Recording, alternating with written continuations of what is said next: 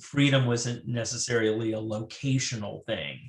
It wasn't necessarily like Canada. It wasn't terra firma. You didn't have to necessarily get to a particular geographic location. Freedom was, something within. It was the ability to chart one's own course and to enjoy the fruits of one's own labor.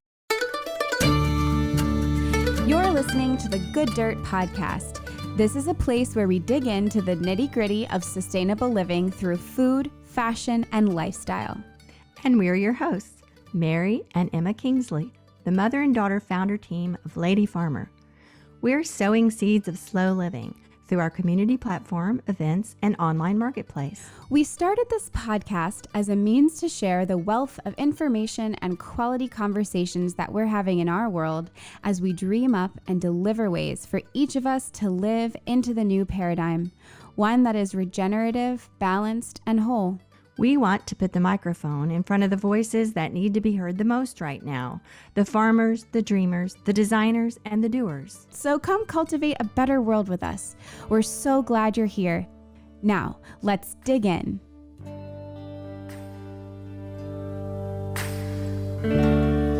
Good morning and happy summer solstice. It's just me today to introduce our special guest for this special bonus episode. If you're a Good Dirt listener, you know that we drop episodes every Friday, but we are dropping a special episode today, Saturday, June 19th, in honor of Juneteenth or Emancipation Day. We had such an amazing conversation with our friend Tony back in February. That episode is called Preserving the History of the Underground Railroad with Tony Cohen. I recommend, if you haven't listened to it, definitely go back and give it a listen. So we invited him back to tell us all about Juneteenth and to give us some of history and context around emancipation and what that means. And if you haven't met Tony yet, he's a historian, nonprofit founder, and an author who operates Button Farm, Maryland's only living history center depicting 19th century slave plantation life and the heroic story of the Underground Railroad. He is the founder and director of the Minare Foundation, a nonprofit dedicated to the creation of cutting-edge educational programs, including an Underground Railroad immersion experience based on the work he did with Oprah Winfrey. So we hope you enjoy this episode and learn a lot. We definitely did, and celebrate in this joyous day. Happy summer, everyone.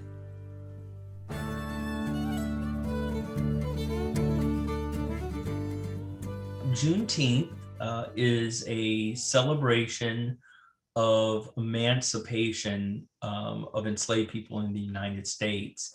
It is a nationwide holiday that got its origins in Texas, the past century and a half to, really capture the imagination of Americans. It's called Juneteenth because it marks the day, June 19th, 1865, where enslaved people in Galveston, Texas, were told that they had been freed.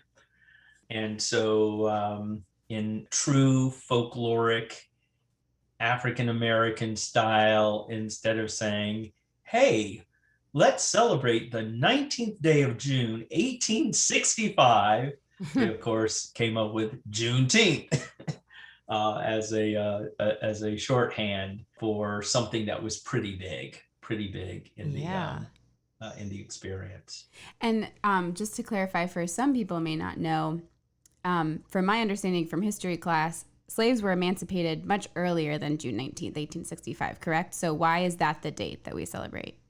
Yes, and I have to say, I would still argue that the definitive book on emancipation has yet to be written. Cool.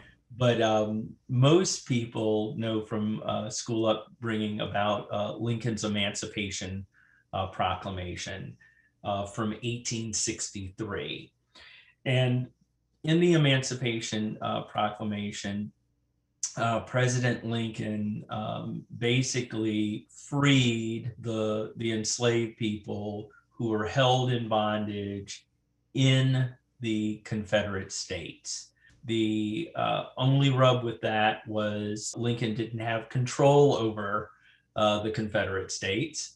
And so historians say that even though it was a powerful and symbolic act, that it did not free a single enslaved person.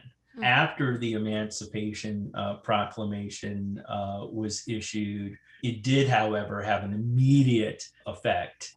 Slaveholders throughout the South reviled it, criticized it, yelled and screamed and cursed it, sometimes within earshot of their enslaved people, who then spread the word. So in some sections of the country, here and there, enslaved people knew that freedom was on the horizon. But in a practical way, they didn't know how to access that freedom, because freedom hadn't arrived, in the form of Union troops on their doorstep or whatnot. There were a few pockets throughout the South where Union troops, Union soldiers were stationed.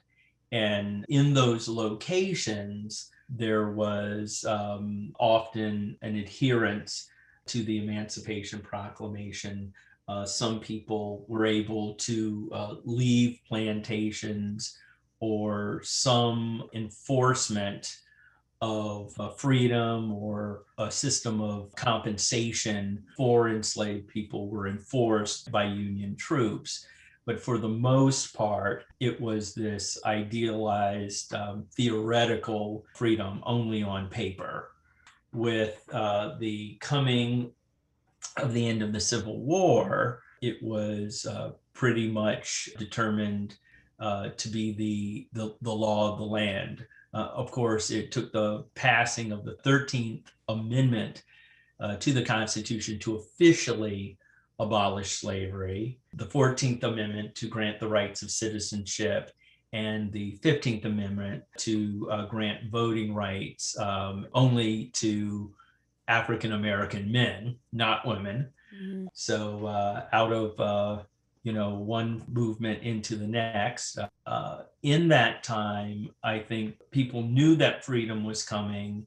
And so from place to place, they began to talk about and celebrate in many different ways what a new one freedom be. In fact, even after the end of the Civil War, the opposite of freedom occurred in several places, where some enslaved people were learning about the end of the war, learning about their emancipation as late as the year 1867, and other parts of the country where I think they would call themselves unreconstructed Southerners, refused to free their slaves.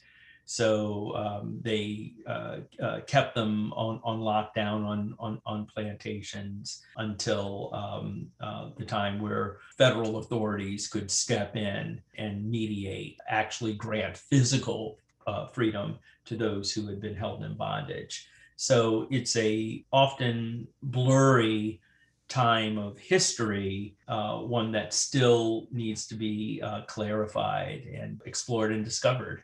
So then why June 19th, 1865? Why is that part of it clear? The Texas thing. Yeah. Yeah. So in Texas, almost immediately, the day appears to take hold. So June 19th, 1865, Union General Gordon Granger reads the Emancipation Proclamation to a group of enslaved people gathered at Galveston.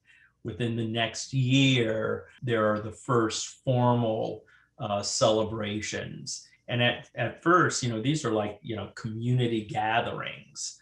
So they would have been times where family members that had been broken apart under slavery would have been reuniting, where people would have been, receiving their first form of compensation for their labor, where Black legislators were being elected to serve in state and national government positions by, say, the year 1870. So each year brought a little more freedom and more desire for celebration.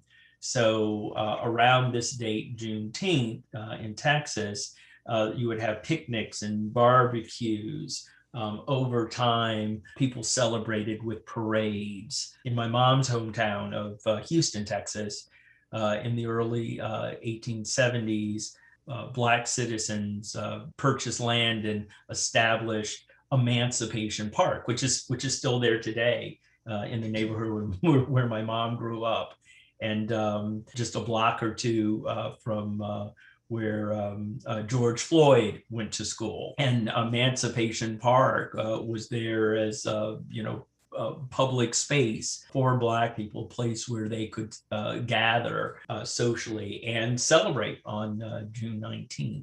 So it really remained a Texas celebration pretty much through the 19th century and early 20th century.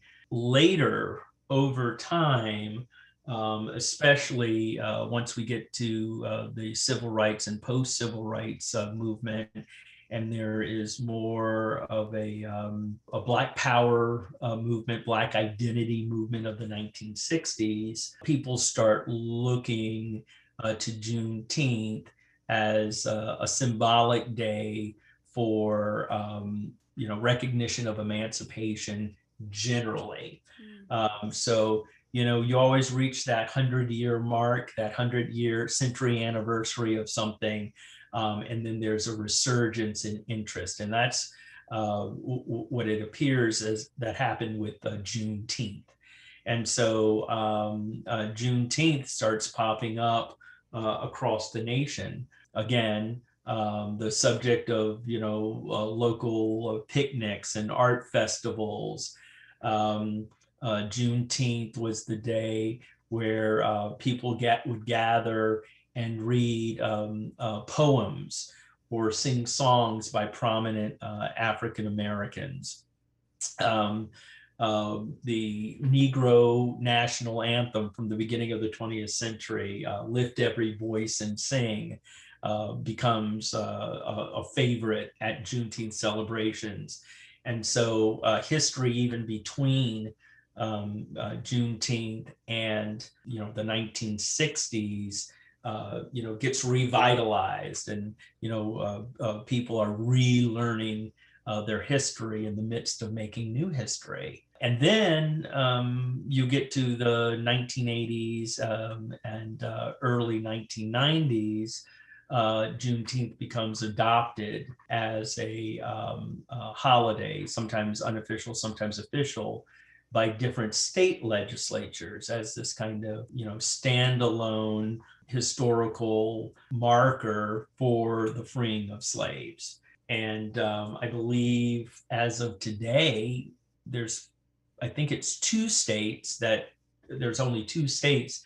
don't recognize Juneteenth as a holiday in some kind of form or another. So the idea of freedom, I believe, is that there can't be too many holidays to celebrate freedom on. True. Right. And none of us are free till we're all free, kind of thing. So Absolutely. yeah. And Absolutely. Tony, you do such a great job of portraying the picture of how the emancipation wasn't an overnight thing. It sort of trickled out. Is that the word? It sort of happened over a period of time, which I think is a perspective that's important for us to understand as we look back on our American history. And I'm imagining those scenes you described of someone coming into town, a Union officer, and saying, "Okay, you all are free now." A couple of things. First of all, would they have believed it? I mean, there might have been a lot of fear that it was, a trick or not true. And then also, they said, okay, now we're free, let's leave. I imagine that was an extremely dangerous proposition because surely there were vigilante groups all over and people that were, very angry about this and didn't want them to leave. So, I don't know. Give us some insight into that period. It's just kind of a gray area of freedom.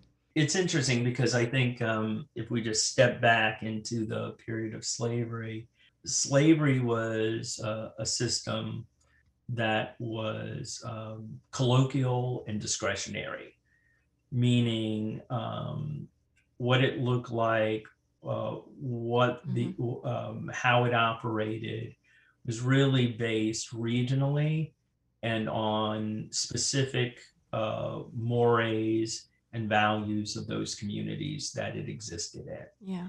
And so, it's well known that slavery in Maryland, while every form and permutation of the system, brutal to harsh, existed, that Maryland, in terms of slavery, became known as the middle ground or the middle temperament, that the labor that enslaved people were engaged in here and the industries and so forth weren't as intense and labor intensive as, for instance, slavery in the deep South, where you had a lower life expectancy, much harsher conditions. So you have all of these different landscapes of geographical, economic, and social landscapes or terrains that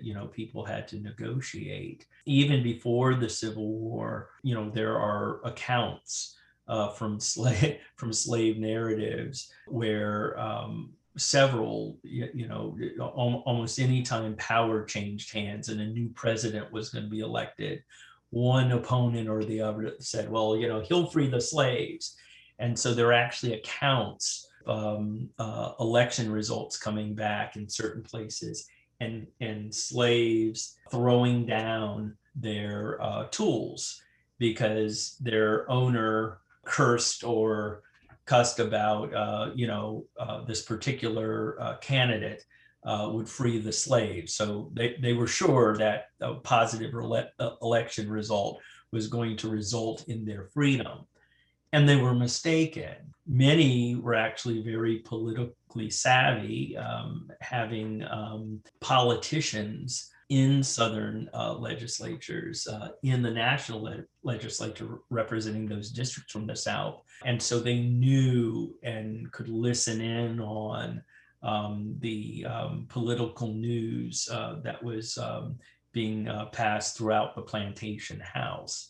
So there was varying degrees of awareness, even people who thought about escaping their captivity during their period of enslavement were told wild stories that the abolitionists would, tempt slaves north so they could enslave them there. On one plantation, a freedom seeker who actually made it to the north reported that his owner had told him many times that if you get to Canada, the Canada geese will peck out a black man's eye.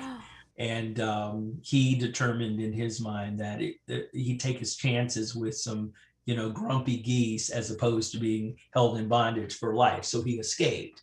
So, imagine, especially during the Civil War, Union troops coming through the South. It not only terrified slaveholders, but enslaved people themselves because they didn't know what the result would bring. But people knew what freedom was.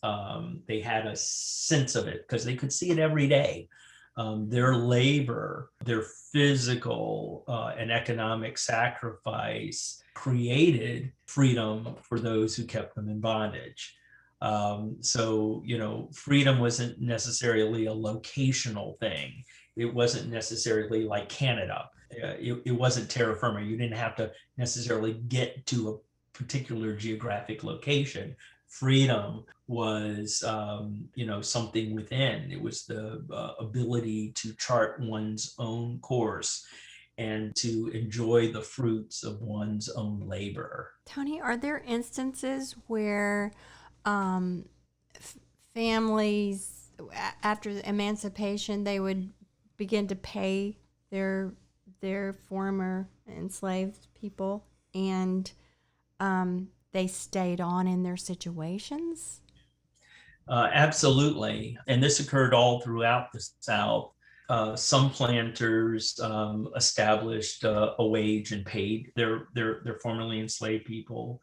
I know that here in Maryland, for instance, planters in Charles County, after Maryland abolished slavery, which I'll speak about in a moment, they quickly organized and established an agreed upon wage that would be paid to formerly enslaved people in Charles County. And that way, the formerly enslaved would not have bargaining power and could not demand from, one employer more than from another employer. Oh, yeah.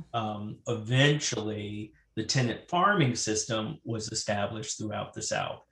And that was really a reach back to the slavery system, but with a kind of newfangled twist. So planters would thank their formerly enslaved people for the years of service, but then offer to keep them on with wages.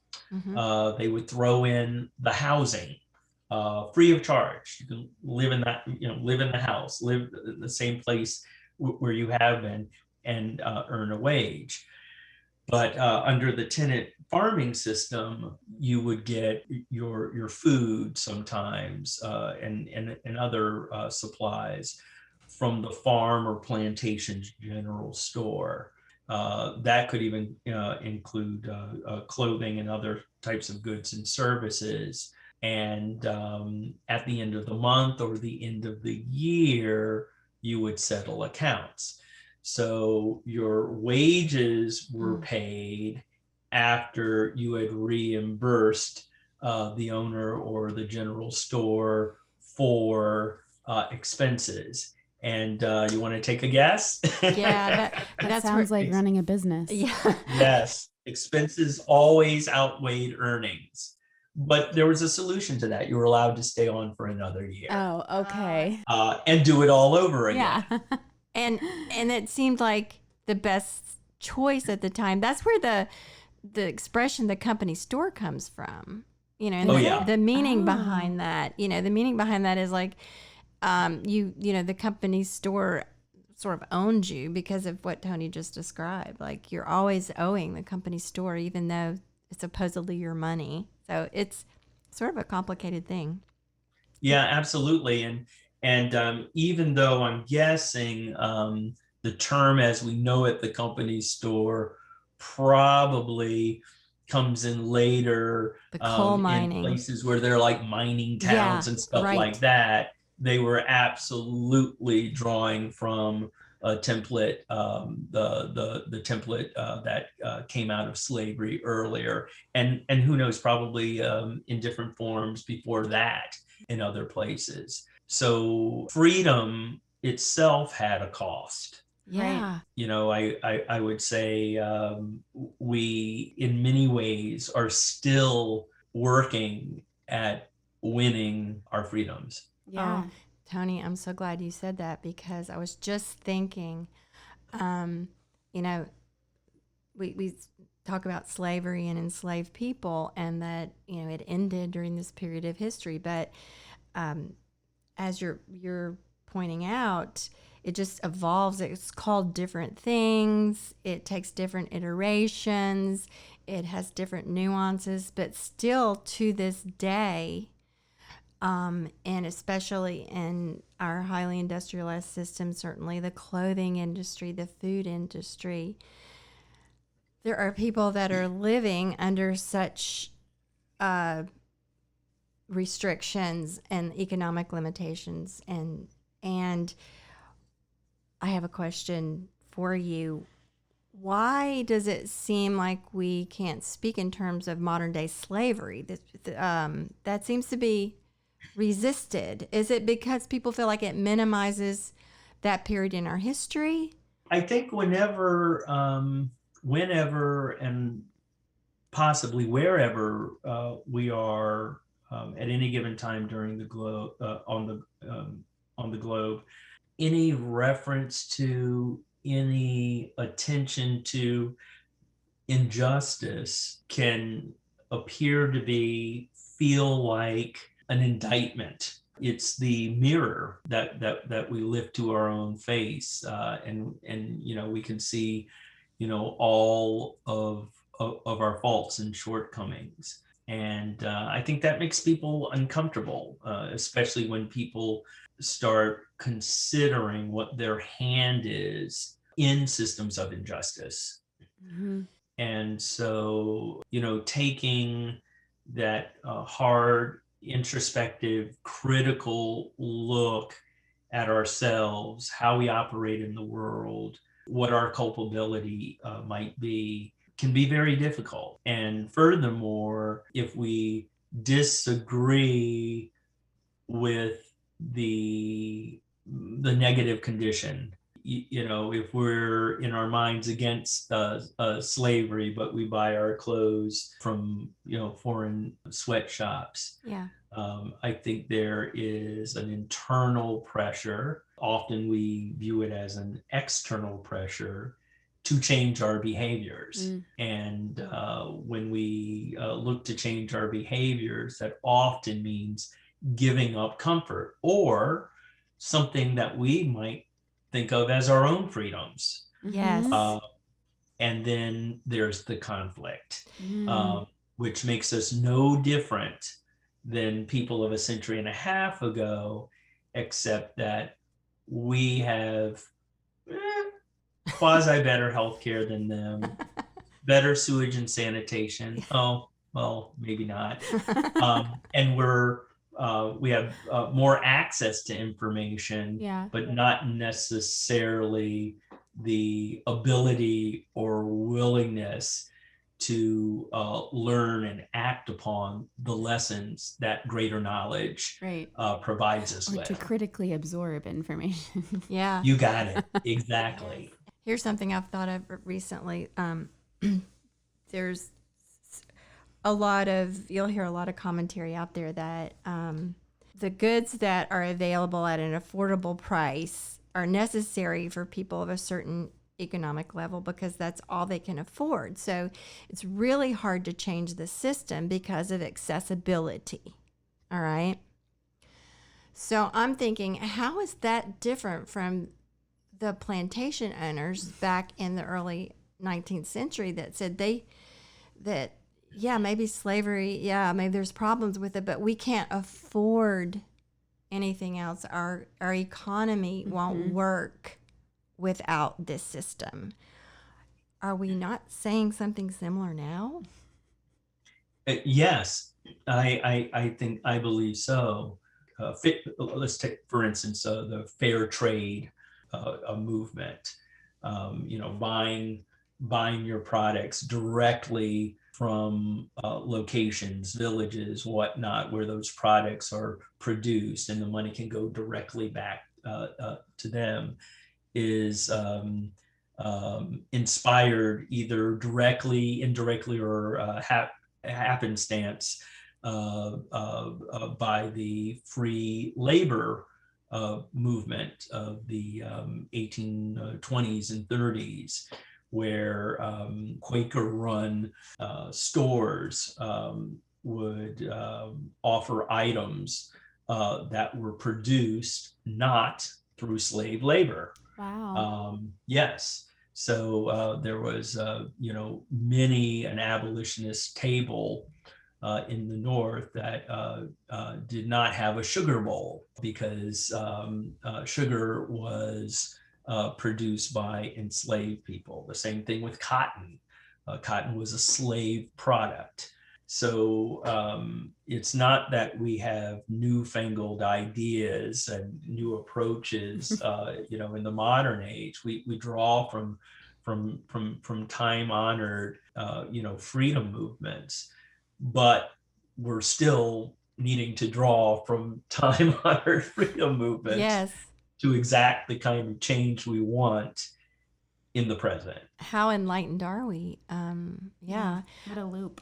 Yeah, and I love the example of the sugar bowl on the table because that's the personal decision there of an individual or a family or a household that was one way in which they were not going to participate.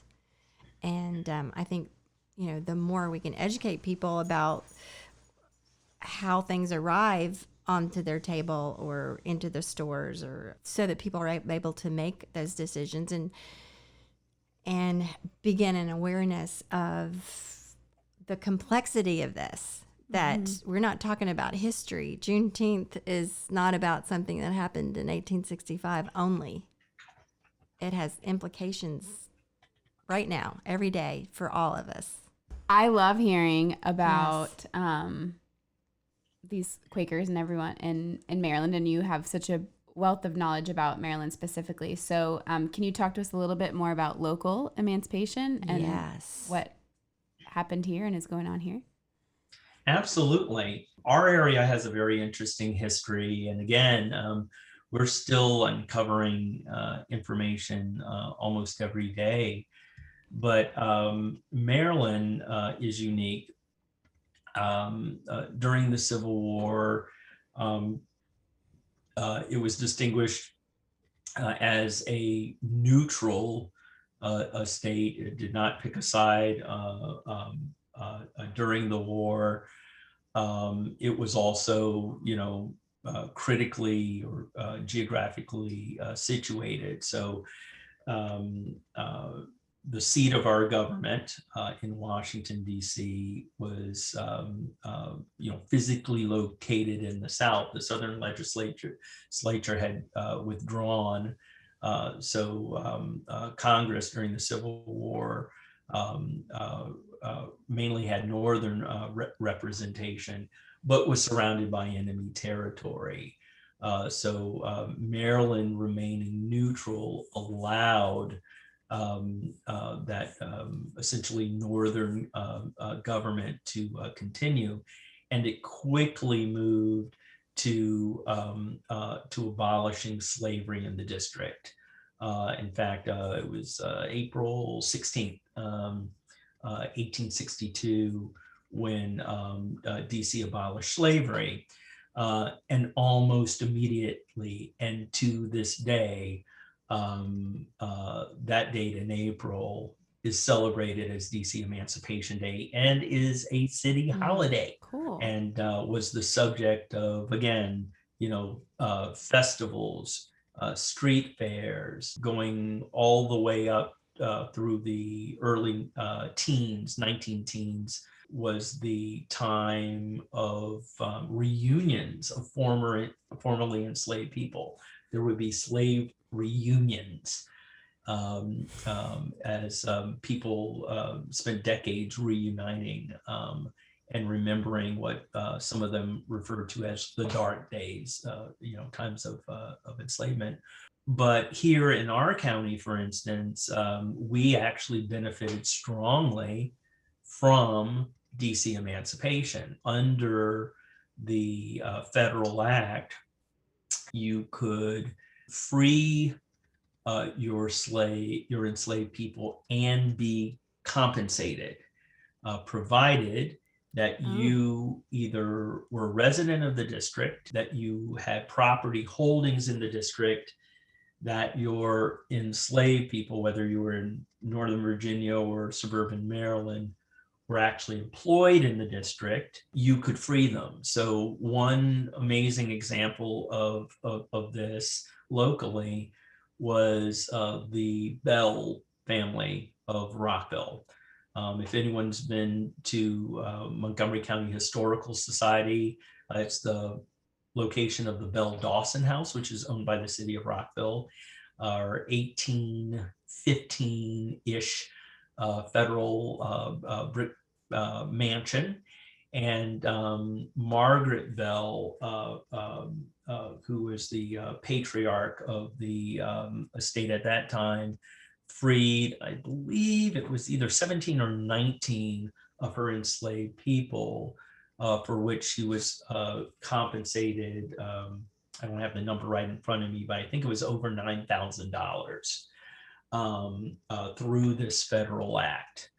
As a result, she then began selling to those formerly enslaved people for an amount fee simple of $5 plots of land formerly of the Bell estate. So today, the Bell Dawson House is still there. It's kind of fronted by West Montgomery Avenue. Then it goes north, following to the west of North Washington Street in downtown Rockville, to a Black community called Hayti. And that's where the descendants, or the newly freed enslaved people from the Bells, purchased their lots, built their homes, and settled. And their descendants are still there today. Wow. If you were able to, purchase one of those lots with the house on it, it could be $1 million. Who knows, Yeah. depending on the size of the lot. So you see the results of just an example of generational a wealth that can be passed down when you own something. And so that's just one example of how an Emancipation Act actually helped transform a community. I know there's many like freed slave communities around the county. We might have talked about this last time too. Is that related to the Bell estate? Yes, there are many of them, and a lot of those settlements are carved from former estates, either on or adjacent to where those formerly enslaved people had been enslaved. Interesting. Some settlers of those areas, came from other locations and bought land there. Some were the site of kinship communities, so family units that extended back into slavery and emerged after, where people who are related to one another settle in these unique enclaves.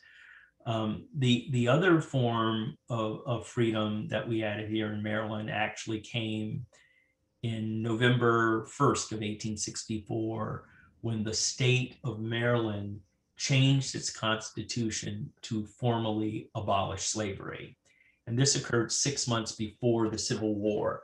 And it was the first example of a state legislate, or actually a state which abolishes slavery through popular vote. So it wasn't the state legislature deciding, it was the people, and it was a close vote. It almost didn't happen, but it did. And there was also a hope there that perhaps slaveholders would be compensated for their loss. And for those listening in, I'm saying loss with air quotes. Ultimately, they didn't get compensation, but as part of the process to consider compensation, we have the records of all the slaveholders in Maryland who claimed, who held people at the time of the Civil War, and it lists those enslaved people by name. So, one result of Maryland emancipation is if your family goes back in Maryland to that period of time, whether you're enslaved or a slaveholder, those records are there. that kind of information is now being the source of helping African Americans break through that, firewall to learn where they came from, and also for descendants of slaveholders to break through what became a wall of silence within their families and sometimes their communities, and actually know who their ancestors had possession of, and to start bridging gaps, start uniting, starting to reach out and face our history together. I couldn't think of a better time in our history for people to be coming together to face our nation's original sin, and then create something new. Yeah. Tony, how do you celebrate Juneteenth? Well, with a party if I can, margarita, sometimes a good whiskey, always at least half of the day napping. That is true freedom, getting to nap with the phone turned off. Yeah. But in all seriousness, I run the Button Farm Living History Center. So usually I'm speaking at an event or doing something history related. So, basically out there communing with the community. My nonprofit, the Veneer Foundation, actually runs a heritage tour company. And so this Juneteenth, we have our first vaxxed busload of people coming to Maryland from New Jersey to do a tour of the Harriet Tubman Underground Railroad Byway in Dorchester County, and visit the Harriet Tubman Museum and State Park. So I'm spending my Juneteenth this year introducing people to Maryland's history, our amazing legacy of struggle for dignity and human rights. And we'll have some good food and maybe a drink or two along the way. And now that things are opening up, what are Button Farm's plans for the tourism stuff? Or has any of that moved up at all? Or are you still kind of like on pause till 2022? We are not on pause. We are go, go, go. We opened the farm this year to camping on, I believe it was March 15th. Usually we don't even open the farm to volunteers until April because, you have the winter snow and the grounds are wet, and, you bring anyone to the farm, they get stuck in the mud. But this year was a fairly dry winter. So we got a 2-month jump on our normal schedule. So we opened it up to camping. If anyone wants to camp at Button Farm, you can find us on hipcamp.com. And then we brought in volunteers beginning in April to help, start de-winterizing the farm and getting ready for visitors. May 1st, we opened up to the general public. We have a park, what we call a park and play pass, $10 a vehicle, come out to the farm. You can do self-guided tours. You can get on your bike and ride the trails around the farm. You can bring your own picnic. Spend a number of hours here out in the fresh air. This month, June, we started guided tours. So every weekend I do a guided tour of the farm called Button Farm Almanac. And it's kind of the A to Z of the farm, what happens here, and the samples of the programs that we do. Coming up in July will actually be the 25th anniversary of my walk to Canada, my 1996 expedition from Maryland to Canada. And so That's weird because you're 25, aren't you? thank you. Thank you. Close. I'm Close. 26. You must have done that walk when you were I'm like 26. 3. Yeah. I'm 26, Okay. but thank you. I'll take the compliment. Yes, I was an infant when I crawled to Canada. Yeah. Love you. But yes. So I'll be doing a silver anniversary presentation. And then we're just going to have a summer of some interesting things. I think everything by Juneteenth, our full schedule will be on our website, so people can check that out. But it'll be different local artists and artisans who will be here at the farm throughout the summer. We'll have a number of new tour experiences. We'll have some old traditions. In September, we'll bring back our annual drinks on the veranda, Oh, where you yes. come out and taste some get the local spirit, as we say, and relax. And then everything from Underground Railroad night hikes to some events leading up to Emancipation Day at the end of October. So listeners can check out our website, buttonfarm.org. There's a calendar there. Yeah, just celebrate the new freedom we all have Yeah. as we certainly break the shackles Yes. of mask wearing and isolation. yes. Yeah. Oh, boy, it's a really different scenario from when we talked to you last Yeah. time, whenever that was, back in January or whatever. And it just sounds like a whole new world. And That's you so guys exciting. sound so busy. Wow. I appreciate so much your historical perspective on all of this, your historical and your human perspective on the whole thing.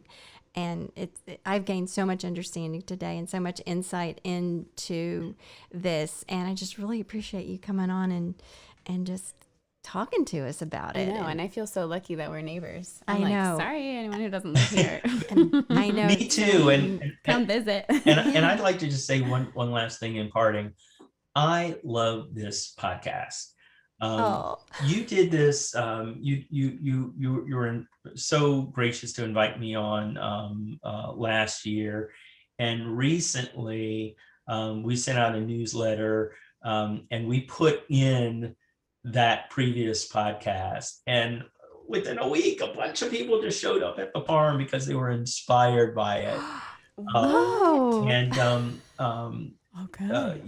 we are both you two and Button Farm are in our county's ag reserve. And for people who haven't been to the ag reserve, it's just this beautiful swath of our county where the emphasis is on land conservation and digging in the dirt and planting on some of the mini farms. But there's something else that happens here. There's a sense of community, and it's not an exclusive community. Everything we do here is to welcome people in and create community for the Yes. larger community. So I just want to thank you for doing so much for the greater community, to create and expand community, to bring people together, and then provide places, whether it's virtual through a podcast or physical, where people can come, where they can open their minds, where they can get a moment to breathe and step back, where they can rejuvenate themselves, like at one of your great retreats, right? And then go back into the world fully juiced up, inspired, ready to take it on and to bring about change. All of that says freedom to me. And I think it's a great inspiration for this Juneteenth or any Juneteenth. Thank you. Just thank you for what you do. And thank you for being friends. And thank you for having me on. Thank you, Tony. Thank you so much for Let's over just here. wipe our eyes over here. Jesus. Yeah. Oh my gosh. Thank you, Tony. Okay. So should we like sign off? And then Yeah. I think that was a great ending. Oh, that was wonderful. Thank you so much. We'll include that every week. Yeah.